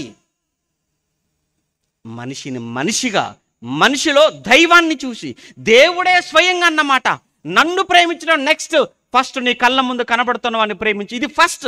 ముందు మనిషిని ప్రేమించు, తర్వాత నన్ను ప్రేమించు. ఇది బైబిల్ సంపూర్ణం. ఇది బైబిల్ ఇచ్చినటువంటి ఎక్స్ప్లెనేషన్ అండి సమాజానికి, వివరణ. అందుకే కదా బైబిల్ వద్దంటున్నావు, అందుకే కదా బైబిల్ పంచొద్దంటున్నావు, అందుకే కదా నిషేధం అంటున్నావు. ఏం చేసింది బైబిల్? నీకు ఒక్కటిగా ఉండటం నీకు ఇష్టం లేదురా, ఒక్కటిగా ఉండటం నీకు ఇష్టం లేక, కలిసి ఉండటం ఇష్టం లేక, మనుషులందరూ ఐక్యంగా ఉండటం చూసి ఓర్వలేక, నీ ఒక్కడిలో పుట్టిన ఒక తప్పుడు ఆలోచన, ఒక తప్పుడు స్వార్థపూరితమైన నీ ఆలోచనకు కులాలను రెచ్చగొడుతుంటారు. మీరు చూడండి, కులాలను రెచ్చగొడుతుంటారు, ప్రాంతాలను రెచ్చగొట్టే వాళ్ళు ఉంటుంటారు, మతంలో ఉన్నవాళ్ళు రెచ్చగొట్టే వాళ్ళు ఉంటుంటారు. రెచ్చగొట్టే వాళ్ళ మాటలు వినకండి, దయచేసి వినకండి. అందరము ఒక్కటేనని, అందరినీ సమాధానపరిచే వారి మాటలే వినండి. ఎందుకంటే మీరు దేవుని కుమారులని మీరు పిలువబడాలి అని అంటే, సమాధానాన్ని కలిగించే వాళ్ళే మనుషుల మధ్య దేవుని పిల్లలుగా పిలువబడతారని యేసుప్రభు చెప్పాడు. చివరి మాట మత్తయి సువార్త 5వ అధ్యాయం, చివరి మాట మత్తయి సువార్త 5వ అధ్యాయం 9వ వచనం. ప్రియులారా, మత్తయి సువార్త 5వ అధ్యాయం 9వ వచనాన్ని మీరు చూడగలిగితే, సమాధానపరచువారు ధన్యులు, వారు దేవుని కుమారులు. సమాధానపరచువారే ధన్యులు అన్నాడు. సమాధానం అనంటే అవునండి, 2 కులాల మధ్య సమాధానం, ఏమంటే 2 కుటుంబాల మధ్య సమాధానం, ఇరు విశ్వాసాలు మతాల మధ్య సమాధానం. మీరు సమాధానపరిచేవారుగా ఉన్నారా, సమాధానం లేకుండా అల్లరి పుట్టించేవారుగా ఉన్నారా? చూడండి ఒక్కసారి మీ మాటలు ఎలా ఉన్నాయి. సమాధానపరిచే మాటలే మాట్లాడుతున్నారా? సమాధానపరచడానికి ప్రయత్నం చేస్తున్నారా? రెచ్చగొట్టడానికి చూస్తున్నారా? రెచ్చగొట్టి విషయాన్ని పెద్దగా చేసి కొట్టుకుంటుంటే, ఒకరినొకరు తగలపెట్టుకుంటుంటే, ఒకరినొకరు కాల్చి వేసుకుంటుంటే, ఆ మంటలో చలి కాచుకోవాలనుకుంటున్న దౌర్భాగ్యులైనటువంటి మనుషులు ఉన్న సమాజంలో మనం ఉన్నాం. బీ కేర్, చాలా జాగ్రత్తగా ఉండండి మీరు. బివేర్ అంటున్నాడు ఆయన. నిజమే, మీకు తెలియంది కాదండి, మీకు తెలియంది కాదు.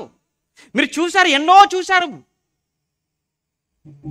ఇది బైబిల్ కాదండి, ఇది క్రీస్తు తత్వం కాదండి, ఇది కులతత్వం. క్రీస్తు తత్వం సమాధానపరిచేది. మనిషిని సమాధానముగా ఉండమని చెప్పింది. కుటుంబాలను సమాధానముగా ఉండండి అని చెప్పింది. 2 ప్రాంతాలలో ఉన్నవారు సమాధానముగా ఉండండి అన్నారు. 2 మతాలలో ఉన్నవారు సమాధానముగా ఉండండి. మనుషులందరి మధ్య నేను చూడాలనుకుంటున్నది సమాధానం. మిమ్ములు సమాధానం పరచడానికి, మిమ్ములు ఐక్యం చేయడానికి అవసరమైతే నా ప్రాణం పెడతాను అని మహానుభావుడు ప్రాణం పెట్టాడండి. తన ప్రాణం పెట్టి సమాధానపరిచాడు. ఎవరు చేయగలరు? వీళ్ళ ప్రాణాన్ని కాపాడుకోవడానికి 2 వర్గాల వారిని చంపుకున్నట్టుగా చేస్తారు. ఇది వీరు చేసే పని. కానీ నా ప్రభు అలా చేయలేదు. అందుకే మీరు ఎఫెసీ పత్రిక 2వ అధ్యాయం మీరు 11, 14 కూడా మీరు చూడండి. అక్కడ కూడా మీకును మాకును ఉండినటువంటి ద్వేషం అంటాడు. అన్యులకు యూదులకు మధ్య ఉన్న ద్వేషం, ఈ ద్వేషాన్ని ఆయన పడగొట్టాడు. ఎవరు? యేసుప్రభుల వారు. ద్వేషాన్ని పడగొట్టి మన ఉభయులను ఆయన ఏం చేశాడట? ఏకం చేశాడు. మనల్ని ఒక్కటి చేయడం అది క్రీస్తు తత్వం. ఒక్కటిగా ఉన్న వారిని విడగొట్టి ముక్కలు చేయటం అది కులతత్వం, మతతత్వం, ప్రాంతీయ తత్వం. క్రీస్తు తత్వం ఏమని చెప్పిందో తెలుసా ఈ సమాజానికి? ఒక్కటిగా ఉండాలి, ఒక్కటిగా ఉండండి, కలిసి ఉండండి, సమాధానముగా ఉండండి. ఇదేనండి క్రీస్తు తత్వం. అందుకేనండి ఈ తత్వం గొప్పది కనుకనే ప్రపంచమంతా ఈ తత్వానికి దాసోహం అయిపోయింది. ఈ తత్వానికి ఆకర్షితులైపోయారు, ఈ తత్వానికి బందీలైపోయారు. మనమందరం కూడా ఆయన తత్వానికి మనం అంతా ఆకర్షితులం అయిపోయాం. ఎందుకంటే మనం అదే సమాధానాన్ని కోరుకునేవాడే తప్ప క్రైస్తవుడు గొడవలు కోరుకునేవాడు కాదు కదా, అల్లరిని కోరుకునేవాడు కాదు కదా, మనుషుల్ని విడగొట్టేవాడు కాదు కదా క్రైస్తవుడు. అందుకే కులతత్వంపై క్రీస్తు తత్వం, లేదా మతతత్వంపై క్రీస్తు తత్వం. క్రీస్తు తత్వం ఈ ప్రపంచం ముందు పెట్టింది ఒకటే. మీరంతా ఒక్కటిగా ఉండండి, సమాధానంగా ఉండండి. సమాధాన పరిస్థితిని మీరు ఏమవుతారు? దేవుని కుమారులు. కనుక ఎవరైనా దేవుని కుమారులుగా పిలువబడాలి అని అంటే వారిలో ఉండవలసింది సమాధానమే తప్ప అల్లరి కాదు. ప్రార్థన చేసుకుందాం. ప్రేమ కలిగిన మా తండ్రి, మీకు వందనాలు నాయన. ఈ చివరి రోజు, చివరి సభలో మీ శ్రేష్టమైన జ్ఞానవాక్కులు మీ బిడ్డలకు విశదీకరించుటకు మీరు అనుగ్రహించిన ఈ గొప్ప తరుణానికై మీకు వందనాలు చెల్లిస్తూ, ఈ 3 రోజుల సభలను తండ్రి మీకు మహిమకరంగా అనేక మంది మీ పిల్లలకు దీవెనకరంగా జరిగించారు. మీ కృతజ్ఞతలు. ఈ సభల విషయంలో ఎన్నో నెలలుగా ఆలోచించారు, కష్టపడ్డారు. ముఖ్యంగా మీ కుమారులు, సహోదరులు రత్నరాజు గారి వారి కుటుంబం, వారి బంధువులు. మరలా ఈరోజు సభ అయిపోయిందంటే మళ్ళా రేపటి నుంచే మరో సంవత్సరపు సభల కోసం మీ కుమారుడు ఆలోచనలో ఉంటాడు. రూపాయి దాచిపెట్టి ఎవరి నుంచి ఏది కూడా ఆశించకుండా నిస్వార్థపూరితమైనటువంటి మంచి మనసుతో, కల్మషం లేని మనసుతో ప్రతి ఏటా మానక ఈ సభలను జరిగిస్తూ ఎందరికో మీ జ్ఞానాన్ని అందిస్తూ అనేకులను తండ్రి మీ వైపుకు నడిపించుటకు మీ కుమారుడు చేస్తున్న ప్రయాసను మీరు జ్ఞాపకం చేసుకోండి. తనకు అన్ని విధాల సహకారాన్ని అందిస్తున్న స్థానికంగా ఉన్న మీ కుమారులు, సహోదరులు, మా తోటి జత పనివారు సత్యనారాయణ గారు, అలానే తమ్ముడు సువర్ణరాజు, స్థానిక కళాశాలలో ఉన్న మీ బిడ్డలందరూ, అలానే ఈ ప్రాంతంలో మాతో పాటు కలిసి నాయన పని జరిగిస్తూ నమ్మకమైన సేవను జరిగిస్తూ ఎందరో మీ పిల్లలకు స్ఫూర్తిగా ఉన్న మీ కుమారులు, నా తోటి జత పనివాడు పెద్దవాడు అన్నయ్య రాజేంద్ర అన్నయ్య చేస్తున్న పరిచర్యను మీరు జ్ఞాపకం చేసుకోండి. కుటుంబాన్ని దీవించండి. ఇంకా ఈ ప్రాంతం అంతా కూడా నాయన ఇంకా సత్యవాక్యముతో ఎప్పుడు కూడా మారుమ్రోగుతూ అనేకులను సత్యం వైపుకు మళ్లించుటకు, సత్యాన్ని ఆలోచింపచేయుటకు సహాయం చేయమని వేడుకుంటూ, ఇంతటి జ్ఞానాన్ని మాకు ఈ తరములో నేర్పించి ఈ సమాజం మధ్య నిలవబెట్టిన మీ కుమారులు మా ఆత్మీయ తండ్రి జయశాల్ గారికి కావలసిన చక్కటి ఆరోగ్యాన్ని, ఆయుష్ను ప్రసాదించమని వేడుకుంటూ, రేపటి దినాన్న తిరిగి తాడేపల్లిగూడెం ప్రాంతంలో జరిగే 2 రోజుల సభలు కూడా మీ చేతులకు అప్పగిస్తూ మీకు మహిమకరంగా జరిగించమని, వెళుతున్న మాకును విడిచి వెళుతున్న మీ బిడ్డల కుటుంబాలకును తోడుగా ఉండమని క్రీస్తునామని ప్రార్థన అడుగుతున్నాము తండ్రి. ఆమెను మన తండ్రి అయిన దేవుని ప్రేమ, కుమారుడైన యేసుక్రీస్తుల వారి కృప, పరిశుద్ధాత్మని కన్యుని సహవాసం ఇప్పుడు ఎల్లప్పుడు సదాకాలం మనందరికీ తోడై నడిపించును గాక. ఆమేన్.